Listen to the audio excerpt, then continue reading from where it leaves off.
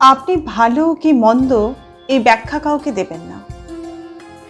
কেউ আপনাকে মন্দ বললে তার সাথে তর্কেও যাবেন না।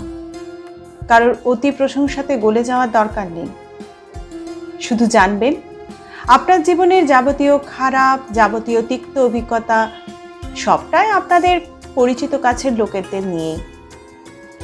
এ তো দেখুন না, আপনাকে যে আঘাত দিয়েছে আপনার কাছের মানুষটাই, আপনার নিন্দে করেছে আপনার কাছের বন্ধুটি, আপনাকে ঠকিয়েছে আপনার বিশ্বস্ত মানুষটাই, আপনার প্রতি সবচেয়ে জেলাস আপনার কাছেরই কয়েকজন, আবার আপনাকে ছেড়ে গেছে আপনি যাকে সবচেয়ে বেশি কাছের ভেবেছিলেন।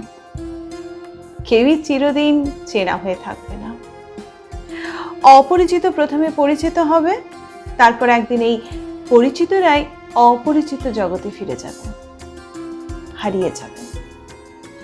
পুরনো মেসেজ, পুরনো চ্যাট, কন্ট্যাক্ট পিক্স খুলে দেখবেন কত চেনাজন, কত কাছের মানুষ, কত মধুর স্মৃতি হারিয়ে গেছে অচেনার দেশে। তবে দুঃখ পাবেন না, এটাই আমাদের জীবন। এই চক্রেই জীবন চলছে। কেউই আপনার নয়, কেউই চিরদিন নিজের থাকে না।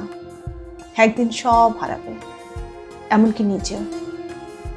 আজকে যার কাছে নিজেকে ব্যাখ্যা দিচ্ছেন, যার কাছে নিজেকে প্রমাণ করতে চাইছেন, তারা সকলেই ভবিষ্যতের অচেনা জগতে হারাবে।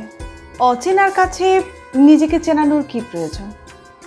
নিজের মনের কথা শুনুন, নিজেকে ব্যস্ত রাখুন, মানুষের পাশে থাকুন। এই মানুষটা চিরকাল আমার হয়েই থাকবে এমন ভাবনা মন থেকে বার করে দিন। যত দ্বন্দ্ব দেখবেন তার সবটাই ওই কাছের চেনা মানুষের সাথে।